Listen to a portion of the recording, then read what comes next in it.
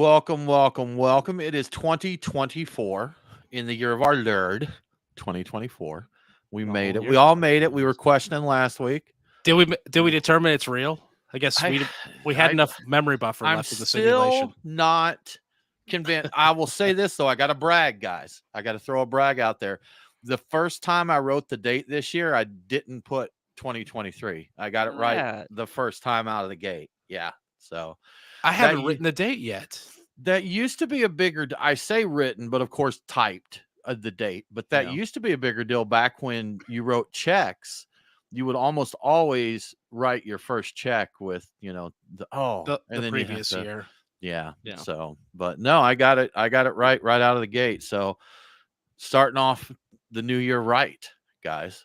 So, Starting off having a strong. good time with I it. have a little thing that lets me set up little macros, and so I have a key combination that puts in today's date, so I never mistype the date. So Okay. I've used the Okay. date. I've never typed it You just today. So throw yeah, a So little macro fancy. action on it there, huh? couple of combination of keys and just it formats and spits out the entire date because I don't want to do Handy. the slashes and the zeros and the Yes. whatever and just let it do it. Yeah. This is So going to that's what I do. sound really stupid and nerdy, but I like typing dates. I like numbers in general. So, and I'm very particular on my date format. Brian, if you've seen spreadsheets and stuff I do a 6-digit. It's always like for January, it'd be like 010424 slashes in there. So I'm particular about that stuff.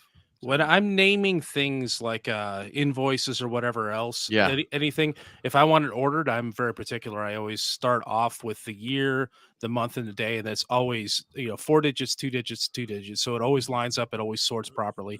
So I can sort by file name and it be in the correct order. Even if I Yeah. go back in and edit an older file, it will still be lined up the way it should. So it's really Yeah. handy if you have to do some really repetitive stuff.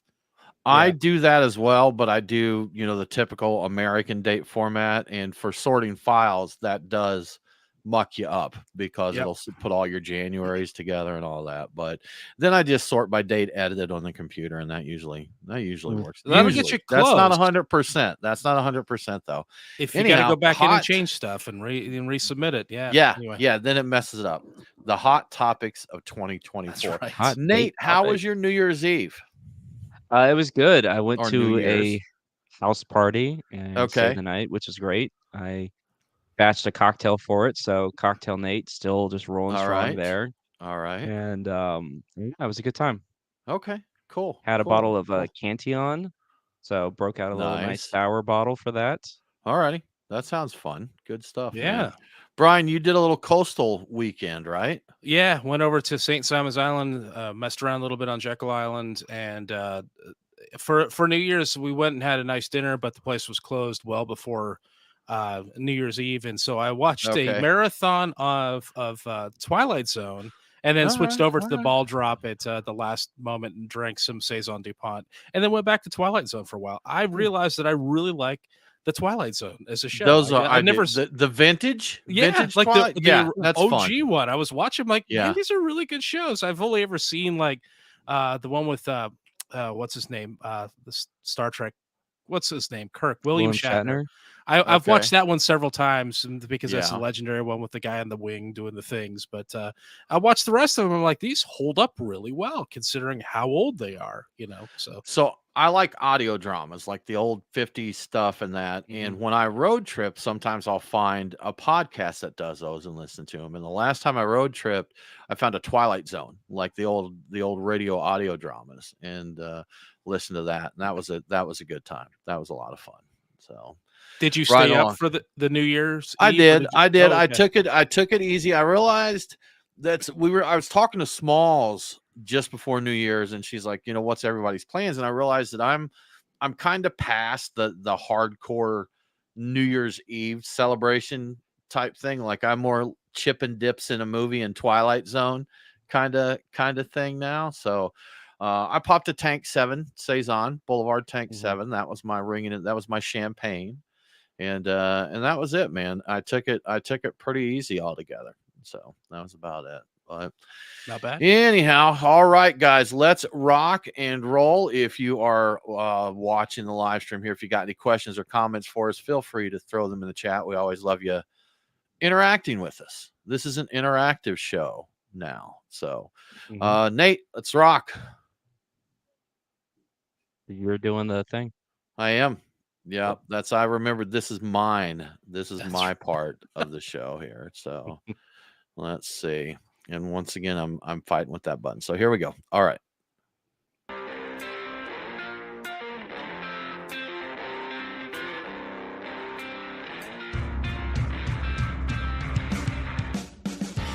Welcome to the Beer Guys Radio Show. This is our first show of the brand new year, 2024. We debated last year whether or not this was an actual year. It sounded sci-fi. So, but yes. it looks like we're here. It looks like we made it into it. So it's a good time. Guys, I got a big announcement right out of the gate. We didn't do a lot of fanfare leading up to this, but this episode of the show marks our 8th anniversary of Beer Wow. Guys Radio. We launched on one radio station way back on January 2nd of 2016 on AM 920 The Answer out of Atlanta, Georgia. And when we started, we were a Georgia beer show. We didn't realize that we'd grow like that. And there's a lot of story I won't get into, but we grew. Other states wanted the show. We got it out there. We went national, but we were Georgia radio for Georgia beer when we started. And Brian, you probably remember the difficulty Scott Hadeen had in saying our catchphrase there when we tried Yes. Yeah. He to had get real Henry. issues. He just couldn't get that one. But yeah, 8 years we've been doing this now. So much has changed. We've seen laws change in our state, other states. We've seen tremendous growth, probably triple the breweries that there were when we started the show. We're seeing, things slowing down now. I was gonna say twilight years, but not the twilight years or middle age. You think Yeah. craft beer's entering middle age now? It's 30s, maybe. We're mature. Yeah, Bart yeah. Watson said we're officially in a mature stage of craft beer. So Right. we're no longer growing and exploding, but I don't think we're at a point where we're going. I don't know. I'm not sure how soon the middle age goes downhill and starts declining, but I don't know. we are Man. officially It mature, varies. and I think we're still Okay. technically growing as of the last numbers. So. It's good to be mature. Yeah, we Yeah. were. So the Brewers Association, if I remember correctly, around 420 brewery openings and around 385 closures last year, which means we still ended up with a net positive in the number of breweries. So unfortunately, we did see a lot of our friends close their doors and others. So I'm sure there's more of that to come, but craft beer will survive. We'll make it through all of this. So Oh, for sure. Yeah. Rich, Troy, thanks for joining us. Happy New Year to both of you as well. Hope it's a great one for you. We're looking forward to everything that's coming. All the beer, hopefully lots of new beers to enjoy. But guys, new year, new beers, so much to do and drink. It's going to be absolutely awesome. But January, Brian, you've heard of that, right? Nate, you I've guys heard familiar of with January? Yeah. Okay. January. Yeah. Yeah, so a lot of people decide to do dry January, and there's actually to the point it's become unpopular enough that there are certain campaigns kind of anti-dry January. I think Yes. I think Beervana, the blog Beervana said pub January. You don't have to drink. Just go support your pubs or whatever. I saw that. But Yeah. there's people, we've heard the phrase in the past, damp January, where they cut it down just a little bit. But a lot of folks after the holidays and imbibing all those holiday spirits, they want to dry it up a little bit. And so we're here for you. We're here for you if you're still listening to the show, even though you may not be partaking of alcohol. We have done the homework. We have dabbled in non-alcoholic beverages, and we've got a few suggestions for you here. There's a lot of NA beer now, guys, which A ton. I Mhm. remember. I remember, quick story, when I was like 12 years old, the local health food store had a non-alcoholic beer called Texas Select. I still remember the name. And me and my buddy went in there and bought a can of it and I think now that you still have to be like 18 or 21, a lot of places to buy even NA beer, but they sold it to 12-year-olds at the time. And we were walking down the street drinking this NA beer, passing it back and forth, and we got busted by the police, man. He pulled up and he's like, "What do you guys got there?" And we're like, "It's a non-alcoholic beer." And he took it and looked over it and stuff. And he's like, I was wondering, seeing two kids walking down the street sharing a beer. So I think I cried. I believe I was so upset that I got busted that I believe I teared up a little bit. I thought I was going to go to jail for my non-alcoholic beer. But things have come a long way since my Texas Select days, or even the O'Doul's and Sharps and that. Brian, one brand we've watched since it really got off the ground is Athletic Brewing.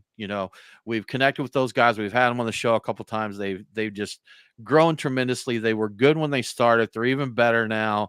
A huge variety of NA beers. And I think anytime you see a conversation about, hey, can you recommend non-alcoholic beers? Athletic is almost always thrown into that mix. They've got a Run Wild IPA.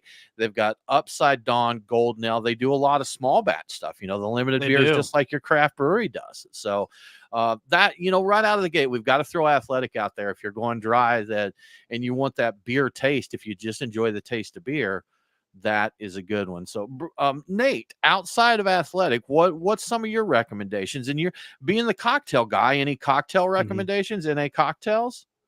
Yeah, so I really got into Drink Monday, which is a brand that when I got into them, I had the whiskey, the gin, and then they had just released their mezcal. And so I was making old fashions, I was making gin and tonics, I was really anything that was spirit forward. I was really liked making non-alcoholic whiskey sours with the whiskey substitute. I got into there was another brand that you fellas had at the studio that was like another whiskey alternative, and it had a big 76 on the bottle. Oh yeah. Do you remember what one that brought was? We tried a couple. And Yeah. so question for you, can't Nate, remember the that ones one. that you've tried, the Drink Monday, how do they do in a cocktail? Because I'll be honest, the ones I've tried as far as spirits go, I will say that non-alcoholic spirits don't seem like they've progressed as much as non-alcoholic beer. All right, so the hard thing is alcohol as like a chemical really attributes a lot of mouthfeel, and when you have an alcohol-free spirit substitute, it's really hard to mimic that same mouthfeel while also making it shelf stable. And Okay. so it's not to be absolutely honest, I'd rather just skip Just drink the your booze, non-alcoholic right? spirit. Well, Yeah. really, if I'm gonna go non-alcoholic, I'd rather just make a really nice, like, juice cocktail or, Okay. Fair. it's something Yeah. that involves a lot of specialty syrups and juices than really trying to find as close of a substitute to an old fashioned as possible. That's not Okay. a bad Makes idea. sense. Yeah, absolutely. Yeah, that's something that I just haven't. Brian, the Italian spritz. What was the brand name of that one? The non-alcoholic. Liars. Yeah. Liars. Lyres, I think is how you spell it. Liars. And Yeah. for my money, that's the only brand of NA spirits I found that I thought was I'd buy this, and I did, and actually made like NA the Aperol Spritz, and I did the Mhm. NA Campari with it, I think. Not Yep. Campari, the Negroni. Right. And I messed around with those, and I really liked them. And yeah, Yeah. those are impressive. I think that's worth it. And the one that Nate's talking about is Spiritless.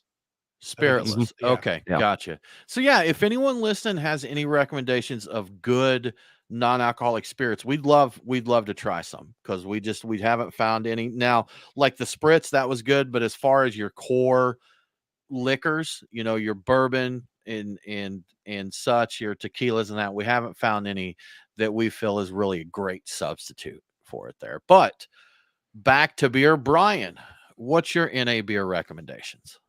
So I always love Bravis's peanut butter dark whenever I see that, and I'm in the mood for something that's you got to be in the mood for something heavier. It's definitely not low calorie, so it's if you're health conscious, it's not the right choice. But in terms of being a really excellent non-alcoholic beer, if you're in the mood for something that's like a peanut butter stout, that I don't think you could do better than that. I am quite the fan of Bitburger's zero point zero pills. Okay.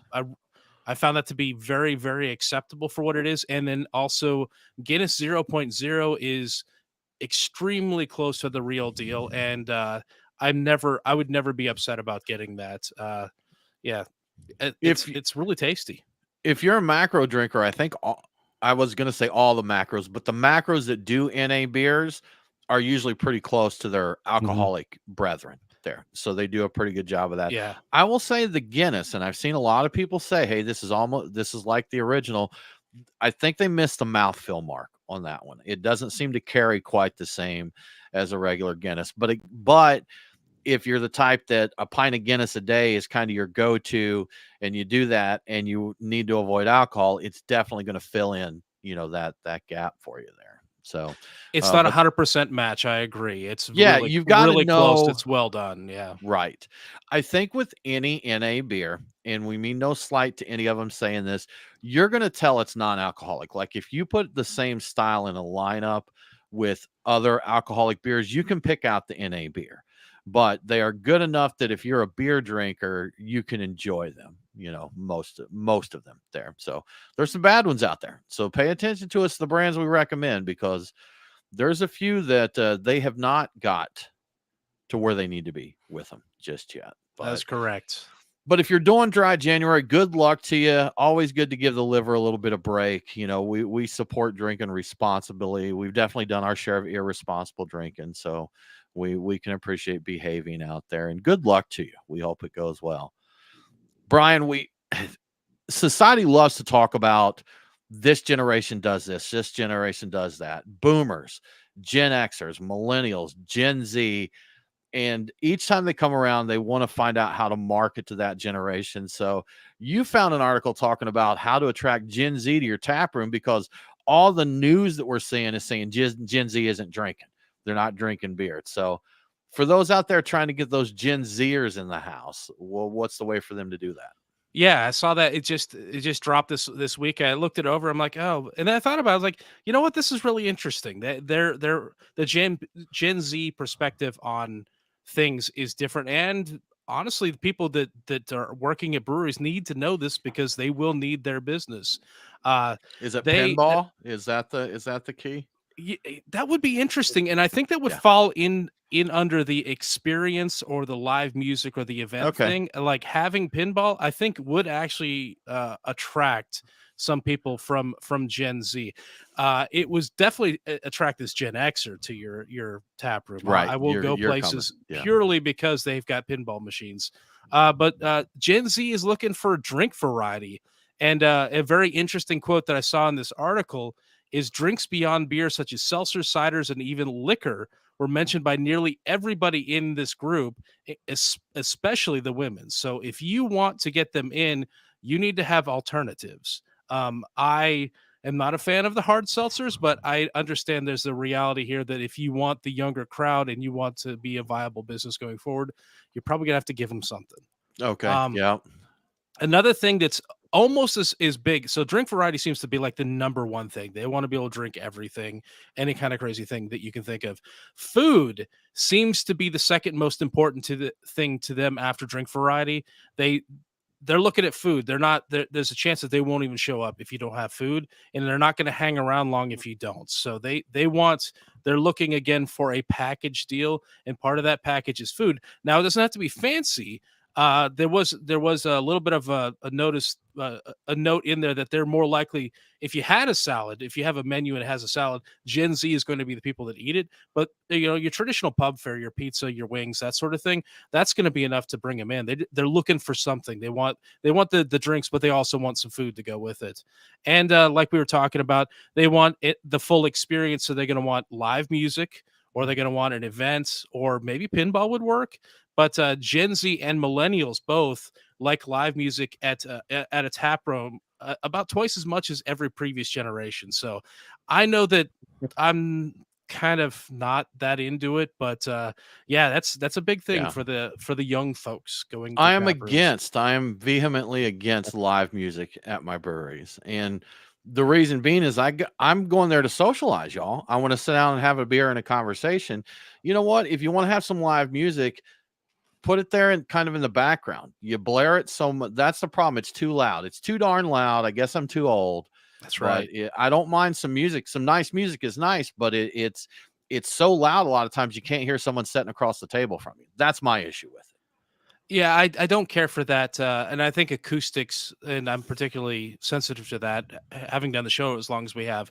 Bad acoustics, and you know what? This has always bothered me. Even going back, I've been to Yeah, concerts where there were bad acoustics and there's reverb, and you couldn't understand things. I hate that.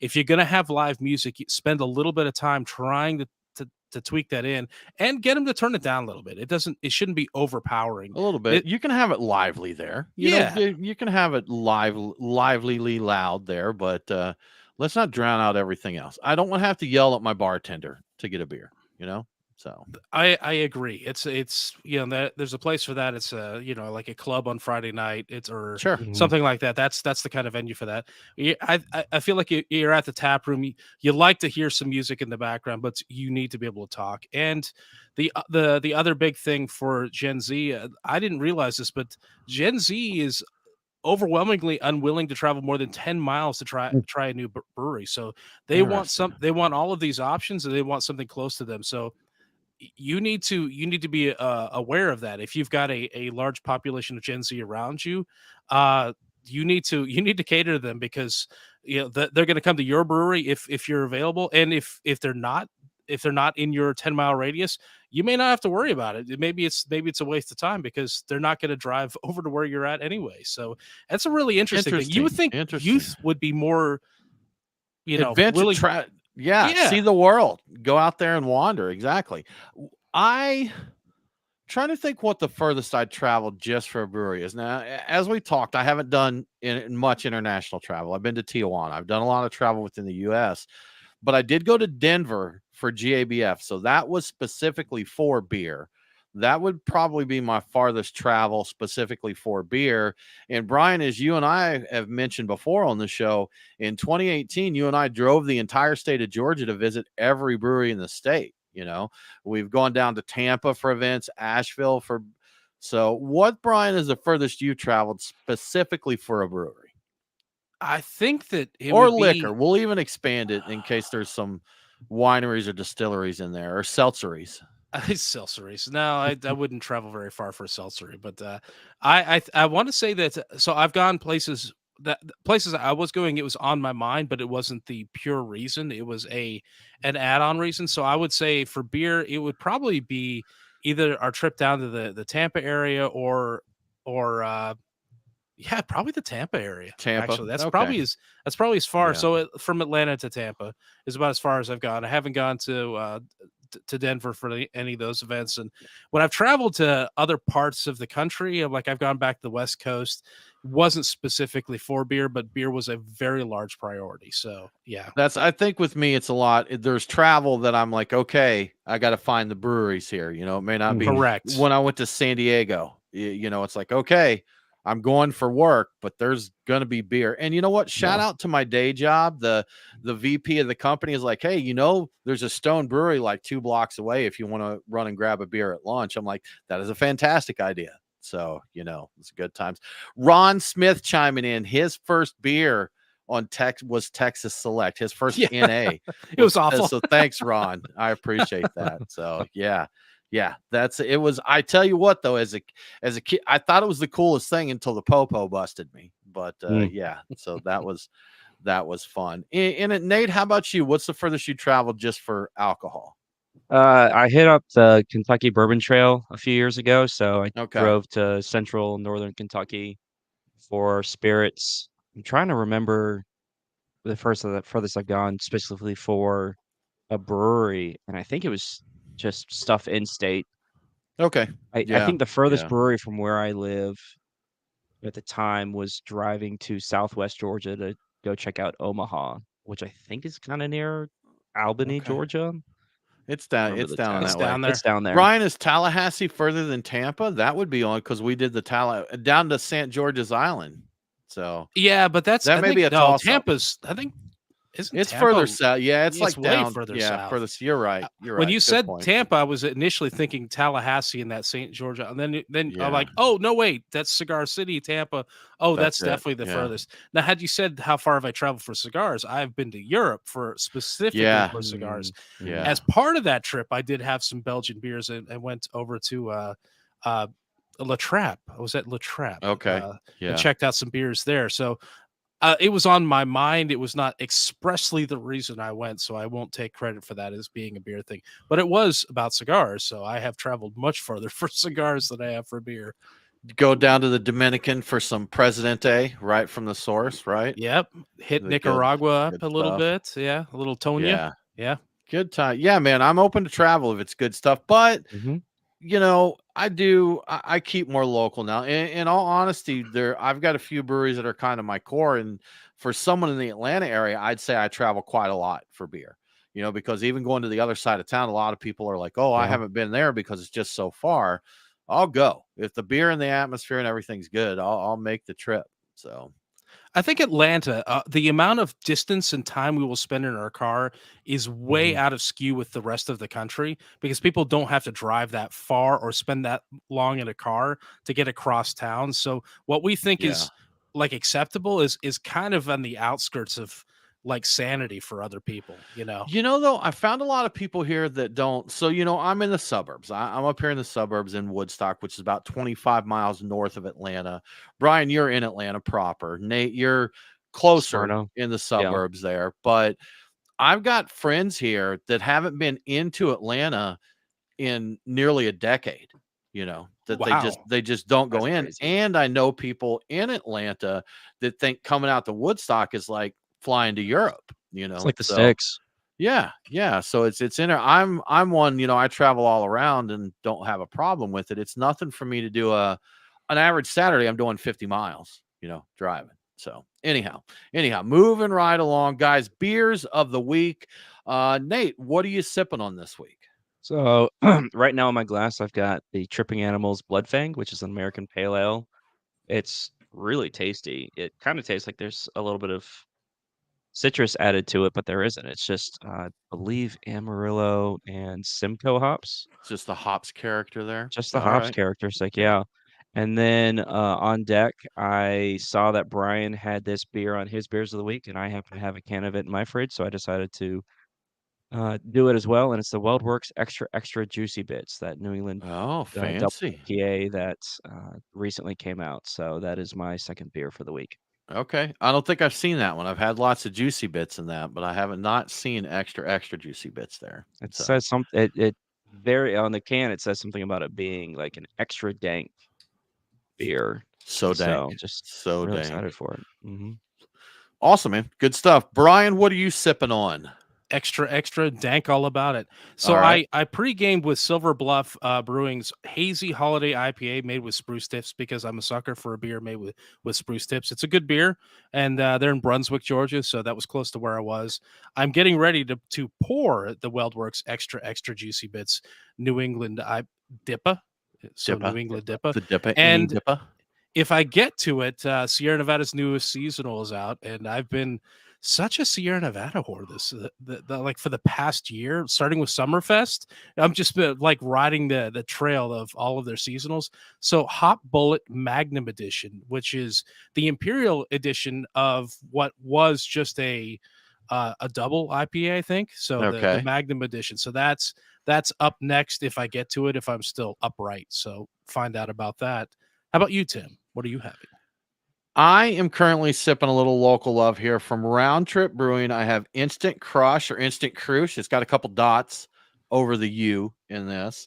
And this is an extra pale Kolsch. And it's really good. Really, really nice. These guys they're making a come up here. Round Trip's been around Mhm. for a little while, and everything I get from them I've really been enjoying. So that's in my glass right now. Coming up next, man, I'm going with the season. I have from Timber Ales Pancakes by Campfire. And this is I think I lost the ABV. It's like 6% or something. It's not crazy ABV, but it is a snack size stout conditioned on maple, coffee, and bananas. So I'm looking forward to checking that out because it sounds mighty tasty. That's bananas, Tim. It is bananas. It is absolute bananas, literally. And so I'm almost done with my Kolsch. So I'm about to get some stout in the glass here really, really soon. But as we said here, drinking beer as we are wont to do for the last 8 years plus, um, that's not the case for all of America, man. That it looks like 2023. set a record, I guess is one way you could put it. But it was the lowest level of beer consumed in the U.S. in a generation, Brian. It's those Yes, darn Gen Zers again, not I going blame them. to their Uh, breweries. But yeah, share the details on that with us. Yeah, for the first time since 1999, beer shipments were on track to fall below 200 million barrels for the year. This is according to Beer Marketers Insights, aka BMI. Beer lost ground to other forms of alcohol and people who are just giving up or cutting back on alcohol in general. A lot of new non traditional alcohol products were introduced to the market in the last year, and that even further back, really. And it's getting to the point where consumers may actually be overwhelmed with the available options. So you feel the need to try new things. I do this. I go into a beer store, a liquor store, a package store, whatever you want to call it. I'm looking around. There are all these like pre-made cocktails, and I'm kind of into cocktails lately. I'm like, oh, I kind of need to try that. I mean, I see a new Negroni. I'm like, well, I need to know what their take is like. And so these are dollars and drinking time that I'm spending trying these out that would ordinarily go to a newer beer. So I can feel this. I definitely in my own life. Um, Leading in losses this year in terms of the volume of beer is Anheuser-Busch, which is not too surprising. But it's not just because of the scandal we talked about in the last episode from last year.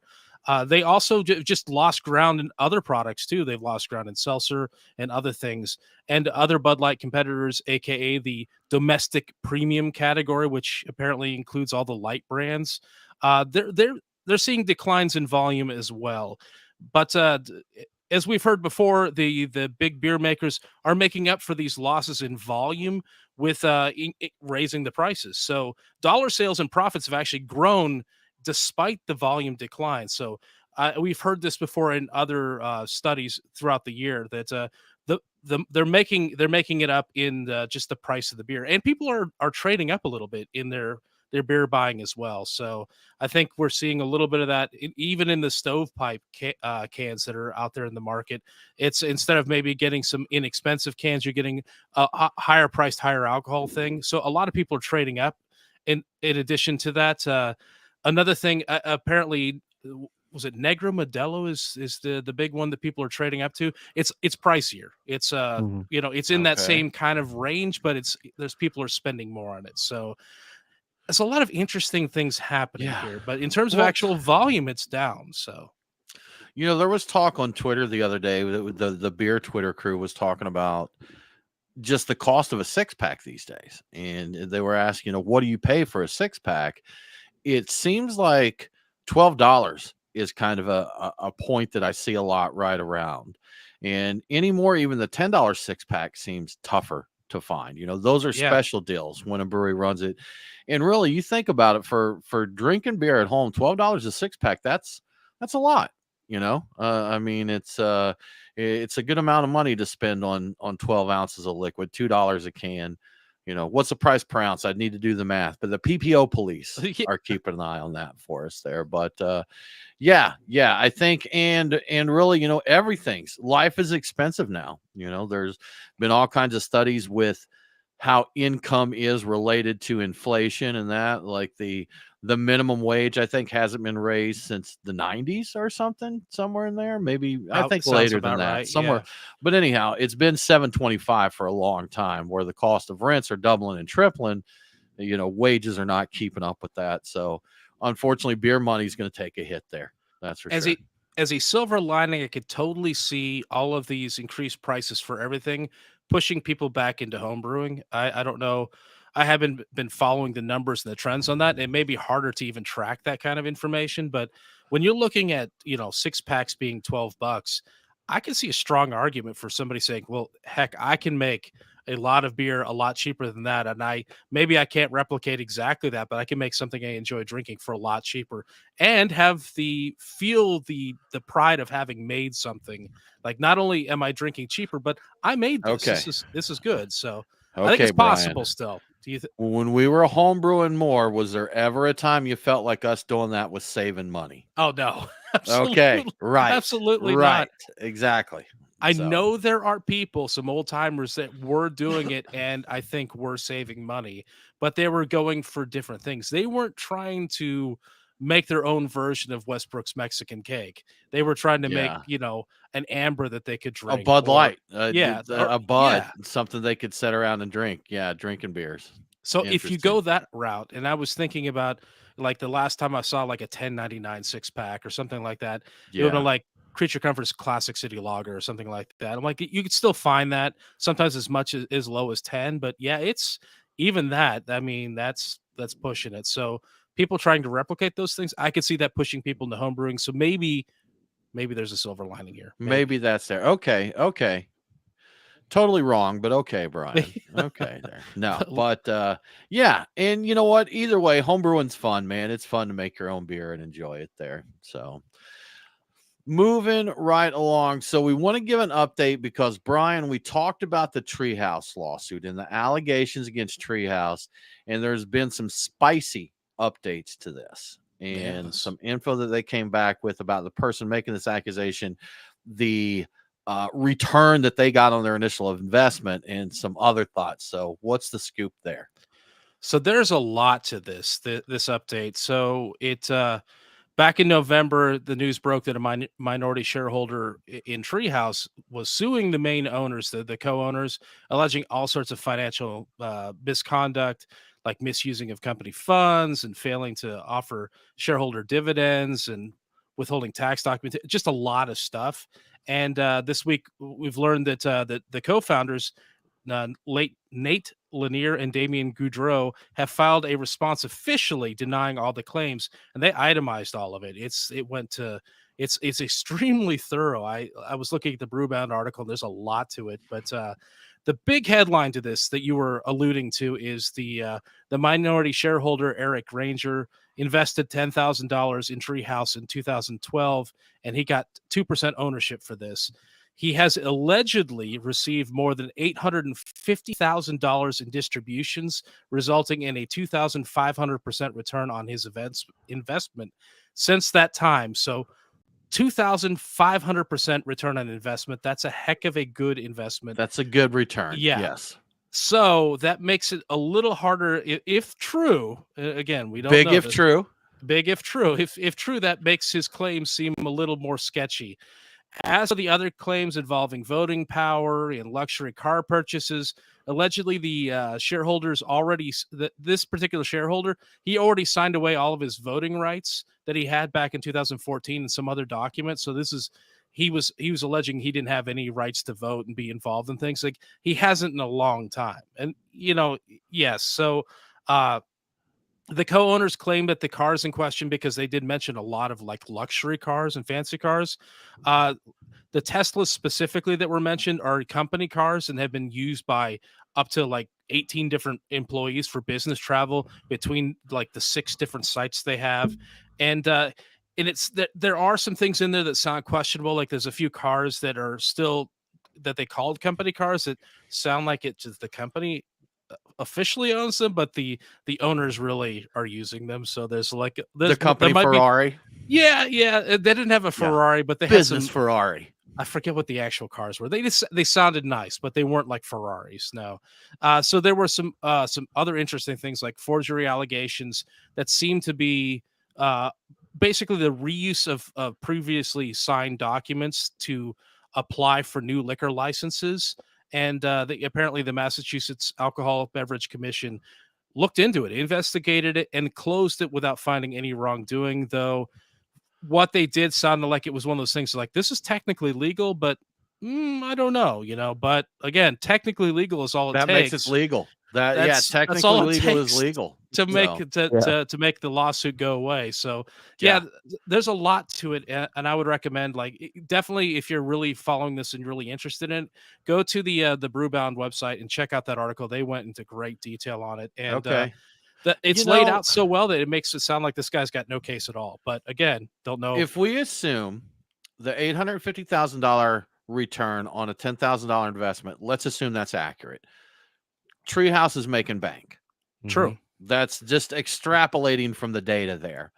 Yeah. If you own a business that makes huge money, you're going to have real estate and luxury cars and stuff. Sure. That's I was talking to someone recently who is the president of a large company. He lived in the Washington, D.C. area, and he bought a house in Florida, and he's having that remodeled. So he rented a condo in Florida while his house that he just bought is being remodeled, and his company is still in DC. So he's got an apartment in DC there. So this guy's got 3 places, because when you have a big company like that and you have that kind of income level, I know there's people that are totally opposed to that, but if you build a company that does that kind of thing, you're able to do that, and if people are, sounds like this guy got a pretty good return there. So, just the fact, I will say just the fact of them having real estate and luxury cars doesn't mean they're doing anything wrong. That is true. And there was I kind of skipped over it because I didn't fully understand all of it. But part of the real estate thing that was addressed in the original lawsuit, they had to form, as they laid it out, they had to form an external entity to get the work done with the bank, because the bank wouldn't deal directly with them as the entity. And I think there was the illusion that it may have had something to do with that person being involved with that company, like that there was something involving credit rating, credit history, or something to that effect. And so in order to get the loans and the work done that they needed to get done to open up these locations, they actually did do it. And apparently, from the sound of it, they did not profit from the arrangement, and some of it, some of the real estate or whatever involved in it was transferred to the company after the fact. So, I mean, there's creative things you do in business to get things done. It's, as you said, Brian, technically legal stuff or loopholes, whatever you want to call it. So it was complicated, and I'm still not sure I presented it properly, but okay. It seemed like the way to get the business done with the bank involved them buying the real estate through a separate entity and then working out a creative way to get it back into the business. Yeah. I don't know if that's true. That's just what was laid out in the article as I understood it. So, speaking of technically legal and loopholes, a great example of that, years ago here in Georgia, breweries got the right to do growlers. Retail shops were doing growlers, and that brew pubs came up and said, we want to be able to sell growlers to go.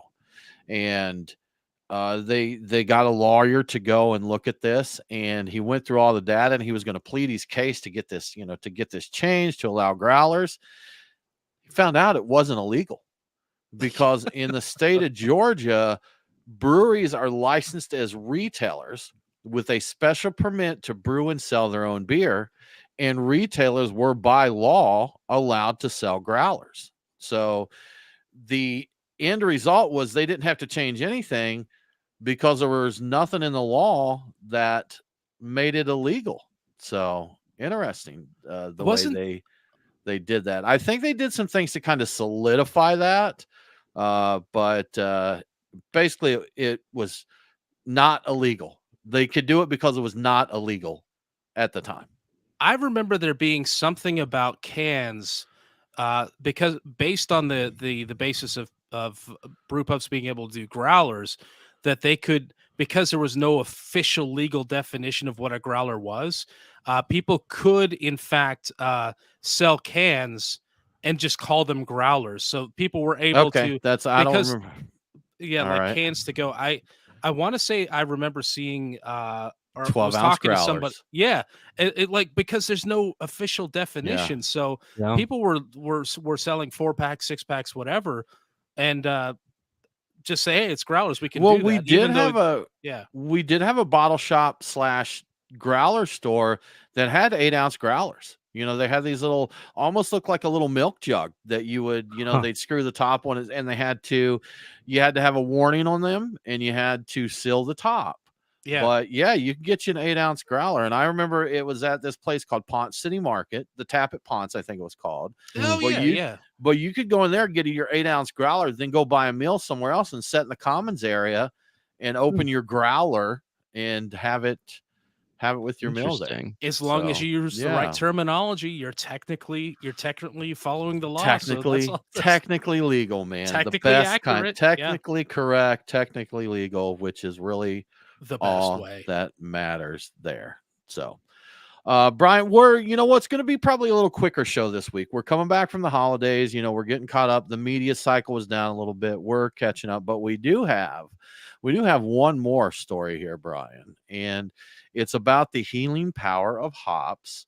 And again, this is a study, doesn't prove for 100% that it's sure, but apparently there's some suggestion from this study that certain hop varieties can fight Alzheimer's. Yeah. So it's an Italian study, and the researchers investigated the therapeutic effects of hop extracts from beer, apparently, on Alzheimer's disease pathology. They noted that hops have the antioxidant effects that may be useful in preventing the condition. We've heard about the antioxidant properties of hops before, so that's nothing new to us, I think. But they found that certain hop extracts may inhibit the buildup of amyloid beta proteins in the brain, which is a key marker for Alzheimer's disease, particularly when they're taken in a long term. So it's kind of a cumulative effect, or a long-term treatment.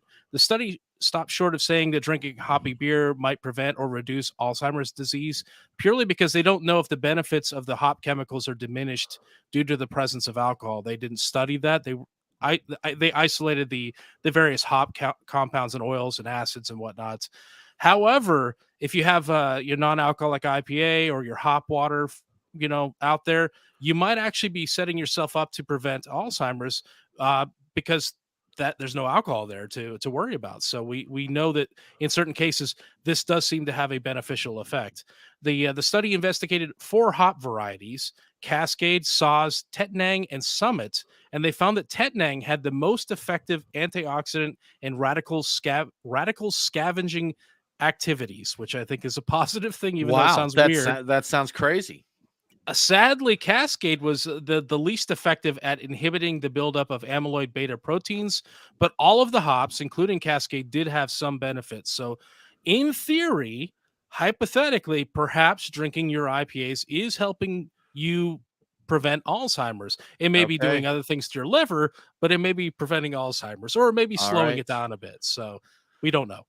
Brian, I'm going to give you a mission for our next show. Are you ready for this? So, drink a lot of hoppy beers? Well, you know what? I'm going to say yes, Brian. Okay. I'm going to say yes, because that's related. It's related here.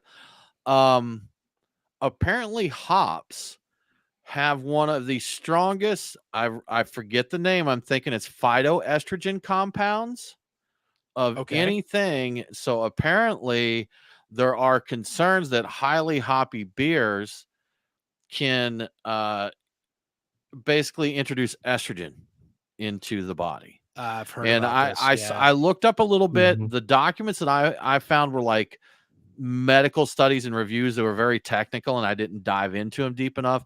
It's called like pH8 or HP8 or something like that. But there you go, Brian. Find out about estrogen in hoppy beers, and we'll talk about that next week. We'll see what's going on. All right. I have to look into that. We'll see. I want to say, because of the compound is different. It's there was thought to be a connection, but there's no proven connection based upon what I've heard. But I'll look into it. I'll see the if I can find anything. Okay, because it was. Yeah, I saw someone make a comment online, and I did a little bit of Googling, and it did say that compound apparently was a very strong phytoestrogen, I think, but I didn't dig in deep enough to see what that meant or what that translated to in actual, packaged beer. I want to say I've read that it doesn't have the direct connection people thought it did, but I could be wrong. Not a scientist. Now, I'm going to say this. Brian is the type of guy who will say, when it comes to beer, he's like, no, I'm not doing that. But he'll avoid soy products and tofu and that. Well, no, that'll give me man boobs. That'll give me. There's too much estrogen. I don't like tofu. I just don't. People say, oh, it does a good job of soaking up flavor. I'm like, it's okay, but it still tastes. I get it. Sure, you're eating some cardboard or something like that. No, I just don't like cardboard or a sponge, maybe. Yeah, I have heard that soy is bad for men, but I don't know if that's true. There you go. There you go. I have heard that. Not going to touch that soy. Beer will give you 500 tons of estrogen a day. He's like, no, that's not. Bring it on. Not true. That's fake news. Prove that. It's balanced out by all the alcohol and the hops. That's right. Acids. Burn it right away. right Well, away. Brian, no matter the style of beer you want, if you want something hoppy or if you're wanting to stay away from the hops there or try to tone it down a little bit, our friends at Terrapin Brewery Atlanta are sure to have something on tap for you to enjoy, man. They're going to have some hoppy beers there, and you go out, get that new IPAs on tap. The winter months, they're sure to have a couple of nice stouts on there. We love Wake and Bake. I forget the exact release date for Wake and Bake, but we like to go there. They have the Wake and Bake Off that we take part in. So go out there, try you some of the beers, grab you some Wake and Bake, take it home, make you some cookies with it, Brian. Braise you Yeah. some carnitas in it and make you some Mm. Wake and Bake braised carnitas there.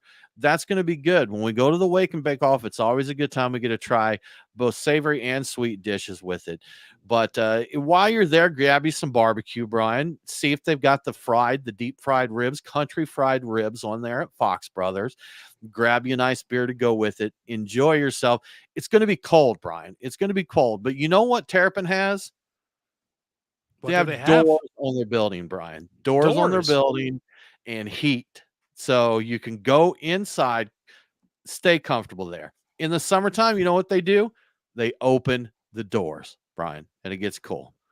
It's amazing. It's amazing technology there. But as it gets cold, you're going to stay warm there. Get a hot bowl of chili, get you a cold beer, have a good time. Thank you so much to our friends at Terrapin Atlanta Brewery for sponsoring Beer Guys Radio. That sounds crazy. So, you know who else has doors and things that open and shut? Tell me. Truck and Tap. So, Nice. yeah, I'm like, they can open them and close them as well. So they're worth a visit. Any place that can open and close their doors is a place that you should check out. Sounds But, like a positive. yeah. So as we were talking about earlier, I had spent some time in coastal Georgia hanging out, and I found some good food there, some good seafood. I found some good beer, some good cocktails. It was kind of tough to find all three of those things in any one place. They'd have some good food, or they'd have some good beer, or they'd have some good cocktails or whatever. Yeah, and I was lucky if I ever saw more than three taps on any place I went. Again, not bad beer, just few choices. It got me thinking how good we have it here in the Atlanta area. We've got not one, but four truck and tap locations, each with 20 taps of different beer. Great Wow. craft beer. That's like 80 different beers to choose from all over the The greater Metro. Atlanta area. The Yeah, Metro, yeah, the Brian. metro area, and all of it under the umbrella of Truck and Tap. And of course, they've got great food trucks every day. They got you covered in terms of wine. They got you covered in terms of cocktails. I saw that I think it was the Duluth location even has like a Tequila Tuesday. So if you just want to get down with some tequila, you can totally go do that. But it's been a while since I gave my weekly beer picks for Truck and Tap. So I figured I'd go through all the locations and pick out my beers for this week. And I'm going to start with the Truck and Tap Woodstock location. I am all over that Burial Billows Kolsch at Truck and Tap Woodstock. I love a good Kolsch. I like seeing them. I don't see them often enough, and I'm a big fan. Uh, I have been thinking about Dunkels lately, and I'm reaching for the round trip Dunkelplatz at the Alpharetta location. I think Dunkel is a style that needs to be revisited, and I'm not going to be able to pass up the Warsteiner Pills if I head over to the Duluth location. It's on the side pull tap, and I will order anything that's on the side pull tap. Excited about that. And again, I love a Pilsner. If I weren't drinking nothing but IPAs today, I'd probably be drinking nothing but Pilsners. So, and finally, at the Lawrenceville location, I'm going to order the Creature Comforts Kokua IPA. It's a beer for a great cause. It's a session IPA that benefits the Maui wildfire victims. So, you know what? Drop by and take advantage of the great options you have at Truck and Tap. Don't take them for granted. And of course, when you do drop by, and I know you will, let them know that the beer guy sent you.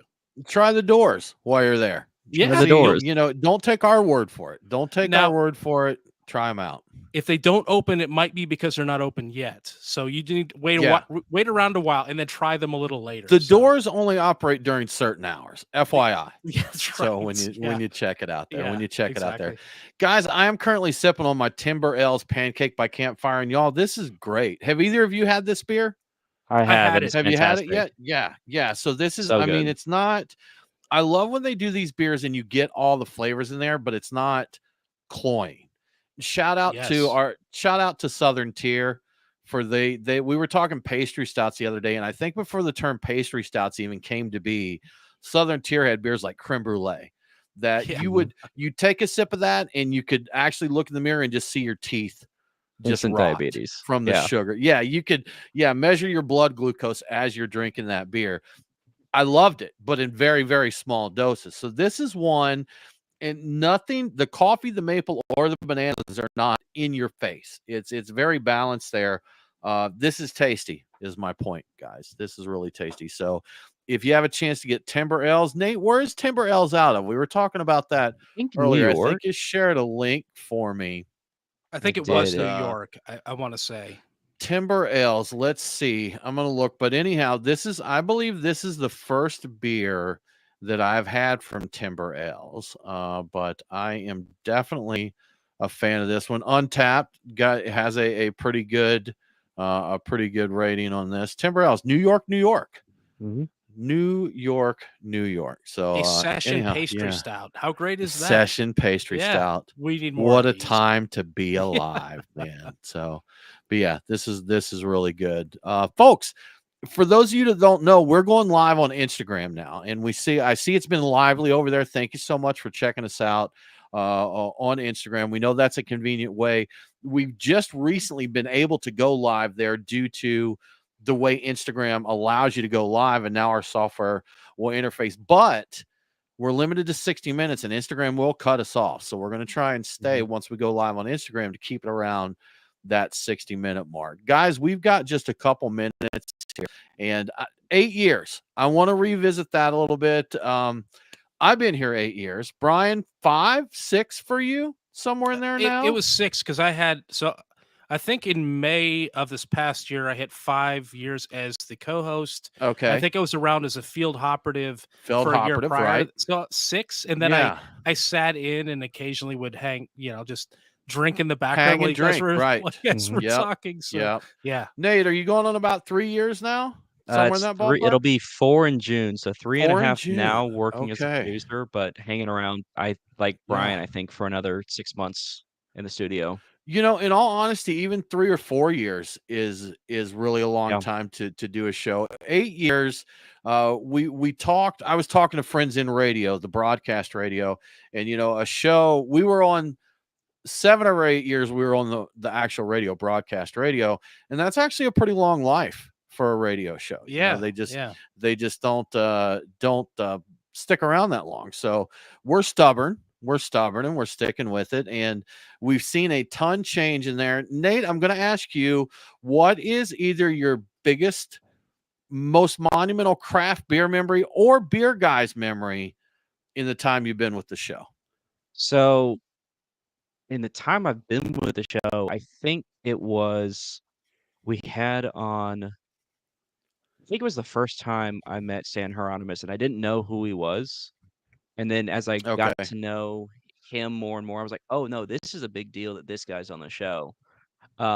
Before I was officially associated with the show, there were 2 big moments. It was when you had Tim Very on from Manchester Orchestra, Yep. and he Yep. was promoting the beer that they did. And then the very first memory I have of Beer Guys Radio, I was sitting in the tap room at Ironmonger, and Brian walks out and thrusts 2 open bottles to the taproom staff and was like, "Here, these are the leftovers." And I was like, "Wait, what just happened?" As he Like, does. "Oh, that's as we Beer did. Guys Yeah. Radio. When they have leftover beers on Wednesday nights, they come share with Yeah. us." And it was 3 Taverns double, like the double smack. Nice. And it was so incredible. I was like, "Oh my God, guys, I have to start showing up on Wednesdays now for this." Nate, see, that's how Nate got to that was strategic. Nate was like, he's like, I'm just gonna, if Wednesdays are the Yep. day to be here, then Wednesdays are the day I'm gonna be And here. this is the day I'm gonna So, show up. well, congrats, Nate. That was successful. So, Yeah, I know those guys are going to open up way too many bottles and won't be able to Yeah. finish them. Yeah, Yeah, yep, we yep, did. fair We point. did. Yep, we did. Yeah. Brian, how about you? What's your most memorable memory? Oh, one of the it's a lot of them. I mean, so many. I've always enjoyed when the Nappy Roots come to hang out. I did enjoy the Tim Very episode, talking and hanging out with him, and realizing, hey, this guy is his band is hot. I'm listening to his stuff on the radio. He's just Yeah. hanging out with us, drinking some beer. A cool guy. A lot of it's was it Bruce Watson? Is that the before it was even really a co-host? I that's the first thing I ever did. I think was it was help interview him Foreigner for the show. Yeah, for with Foreigner. Foreigner. And then we went backstage with him. So a lot of the stuff involves music, oddly It enough, does. and I didn't really think about it. But yeah, there's been a lot of really great stuff. Just man, there's so many great memories. And yeah, it's hard to pick just one. Did you have any particular one that you thought was just the finest of all times, Tim? So no, I can't pinpoint one. I mean, because to be honest, man, we've had a lot of really big moments, through the show. If I look back, I interviewed Adam Carolla when we were a young show. Oh, that's right. Yeah. We were a few months old and he did a collaboration beer. So I got to talk to Adam Carolla. We met the guys with Nappy Roots about 6 years ago and actually became friends with them. So for me to become friends with someone who I listened on the radio in my younger days and a couple of pasty middle-aged white dudes friends with Grammy nominated rappers is kind of a crazy story, It really is. and Killer Mike from Run the Jewels, we know Killer Mike. Like if we were to see him out, we're not like buddies with him like we are with Nappy Roots, but we know each other. We're gonna say hello in that. Tim Very, Manchester Orchestra, just such a fantastic group, and I think I'm doing a disservice to beer to mention these musical celebrities, but I mean GABF, that's life changing. If you're a beer fan, you need to do GABF. And I got to be honest, I think I hit it at a peak time to go. We went in 2016 and craft beer. We were booming then. That was a good time to go there. Unfortunately, some at Falling Rock Tap House, that was the place to go, has closed. Sadly. So, but we went down. We've done Hoonapoo's Day. We've been up to Asheville. Stan Hieronymus. We talked to Sam from Dogfish Head. We've had all these. Right. Yeah. Oh, yeah, I forgot about all that. These amazing, great Mitch Steele, who's become a friend. Mitch Steele, who Stone Brewing, now New Realm in Georgia, and these are guys that we hang out, have beers with, and see around, at things, and it's just the amazing people. Brian, we've helped to change laws. I mean, I guess we shouldn't overlook that. In Georgia, when we first started this show, SB 63 was up to allow some direct sales at Georgia breweries. We had to have a baby stepping stone thing where they did tours and tastings with to-go souvenirs.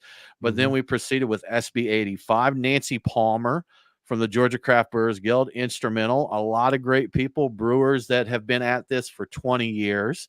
So yeah, there's been a lot of significant moments outside of just a bunch of guys hanging around drinking beer. Yeah, heck, politicians on the show. Yeah, we're changing the world, man. Senator Hunter Hill has joined us, and that's right. Forgot about that. Yeah, crazy. Yeah, it's been quite a ride. But 8 years, man, 8 years. It's been a good time, and we've had a lot of fun with it. But guys, any final thoughts as we wrap up this first show of 2024, our 8th anniversary episode? I'm looking forward to the 9th anniversary. Let's do it, man. We got to go at least 2 more years doing this. Let's skip to 10. Yeah, let's skip to 10. Let's. It's so tiring to wait 2 more years. What is 9? What even is 9? It's 9 like sounds like no in German. Brian. So, 9.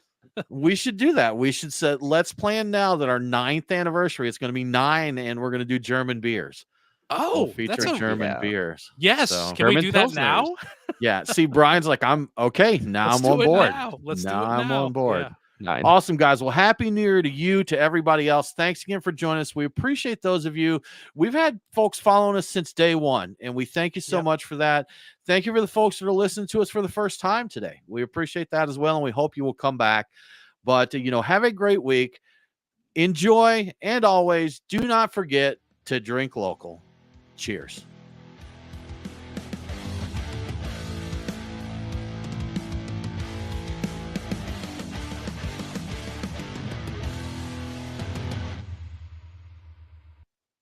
Clear. Did we succeed in getting all the show on Instagram? I think we did. We did not. Okay. So we did not. No. It looks like Instagram uses our timer on here because it killed us at an hour on here. So yeah, if you're still watching the live stream, Instagram allows that 60 minutes, and we waited until we went live with the actual show to go live on Instagram, but it looks like it's doing the counting based on what our actual stream is rather than the time live. So, Oh man. well, I guess it makes it easier to watch the clock, but that just means, we'll just work to get into the show quicker so we're not shaving too much time off of things there. Yeah, So it's a good idea. We're still figuring it out. It's only our second week doing it. Yeah, but it was lively on Instagram. So that's Nate fan club showed up in the chat over there, it looks like. So that's good stuff. I see Smyrna Stout Brothers was saying they had some stuff on tap, but I don't even know. I don't remember what they did. did. It might have been the Timber Ale or something. Yeah. So, but yeah, lively over there. Folks, we are going to end the live stream now. If you are one of our Patreon supporters, we will post the link in our Discord chat, and we would love if you would come hang out with us for the after party as we have another beer and chill out and probably talk trash about various things. But y'all, thanks so much for joining us. We will see you next week.